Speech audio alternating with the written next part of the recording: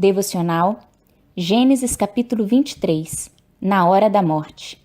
O capítulo 23 de Gênesis registra 3 fatos a respeito da morte de Sara. Ela morreu aos 127 anos, ela morreu em Hebrom, Canaã, e Abraão lamentou e chorou por ela. O capítulo inicia narrando a morte de Sara, mulher de Abraão.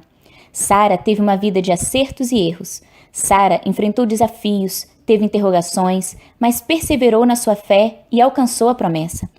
Os 2 primeiros versículos desse capítulo registram então esses 3 fatos simples a respeito de Sara que eu compartilho com você. Em primeiro lugar, Sara morreu aos 127 anos. Gênesis 23, 1.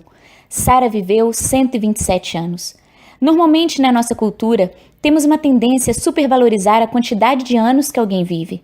Se alguém morre aos 30, pensamos, tão jovem, não viveu o que poderia.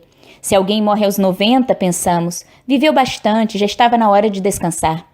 Acontece que essa é uma lógica muito superficial.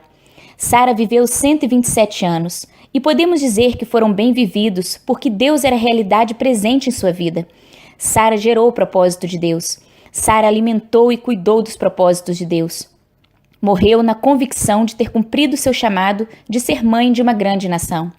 Na hora da sua morte, não é a quantidade de anos que você tem que deve ganhar ênfase, mas o quanto de Deus tem nos seus anos. Afinal, como já disse o salmista, melhor é um dia nos teus átrios do que 1000 no outro lugar. Em segundo lugar, Sara morreu em Canaã.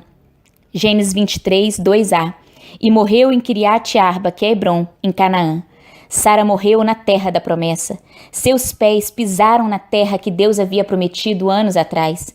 Seu corpo foi sepultado no lugar que Deus havia estabelecido como herança para o seu povo. Em Gênesis 12, quando Deus chama Abraão, ele diz: sai da tua terra e vá para a terra que eu te mostrarei. E diz a Bíblia que partiu Abraão e levou sua mulher. Ambos partiram em obediência, viveram de fé em fé e conquistaram a promessa. A nossa caminhada vai determinar até onde nós vamos chegar. Sara alcançou a promessa. Em terceiro lugar, Abraão lamentou por Sara.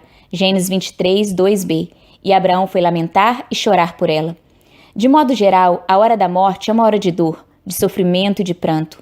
Nosso desconforto na hora da morte demonstra uma questão simples, mas reveladora. Não fomos criados para a morte. Talvez por isso nunca nos acostumaremos com ela. Deus nos criou para a vida. A morte veio por conta do pecado. Romanos 6, 23. Pois o salário do pecado é a morte. A boa notícia é que a entrada da morte no mundo não é o final da história. Jesus a enfrentou e a venceu. O túmulo vazio nos aponta um novo destino. Onde está, ó morte, a tua vitória? Nosso Senhor ressuscitou. A ressurreição de Jesus é a morte da morte. Agora, a vida reina novamente. Na hora da morte de um ente querido, podemos chorar como fez Abraão, mas no nosso coração estará acesa a chama de que a sepultura não é o fim. Jesus disse: eu lhes asseguro, quem ouve a minha palavra e crê naquele que me enviou, tem a vida eterna, e não está condenado, mas já passou da morte para a vida. João 5, 24. Meu irmão, nossa história pode ser contada por diferentes pessoas, em diferentes aspectos, com diferentes ênfases, mas que a despeito disso, na hora da nossa morte, todos possam contemplar a vida de Deus em nós. Que Deus te abençoe. Pastora Érica, Timor-Leste.